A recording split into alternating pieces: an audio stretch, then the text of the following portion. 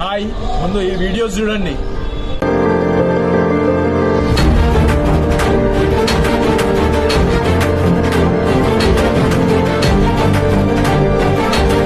ఇటువంటి వీడియోస్ పెట్టడం వల్ల యాజ్ ఎ ఎంప్లాయీ నాకు తెలుసు ఎంత స్ట్రగుల్ అవుతుంది. ఎంప్లాయీ వర్క్ చేసే టూల్ ఉంటుందో అది కాన్ఫిడెన్షియల్, వాడు డిస్ప్లే చేయడు.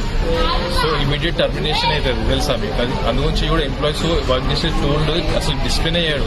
నాన్ ఎంప్లాయీస్ మాత్రమే మొత్తం ఇటువంటి వీడియోస్ చేసి చెప్తా ఉంటారు. ఎవరైతే హెచ్ఆర్కి క్లయింట్ ఉన్నారో వాడు మీకు చెప్పాడు, మీ వీడియో నేను సోషల్ మీడియాలో చూసినాను అవన్నీ ఏం చెప్పాడు. ఏదైతే ఆ ప్రాజెక్ట్ అవుట్కమ్ వచ్చేసే గారికి ఆ ప్రాజెక్ట్ బ్యాన్ అయిపోతుంది, క్లోజ్ అయిపోతుంది. ఆ ప్రాజెక్ట్ మీద ఎంతమంది వర్క్ చేస్తారో వాళ్ళకి ఎఫెక్ట్ పడుతుంది. మొన్ననే ఇన్ఫోసిస్ లా ఇంకా కొన్ని కంపెనీస్ ఉన్నాయి, లే ఆఫ్ చాలా అయినాయి. ఎందుకు? ఇటువంటి వీడియోస్ వల్లనే మనమే వాళ్ళకి హింట్ ఇస్తున్నాం, ఇగో ఇట్లా చేస్తున్నాం వర్క్ అని చెప్పేసి. సో దయచేసి మీరు అసలు వీడియోస్ ప్లీజ్ పోస్ట్ చేయకండి.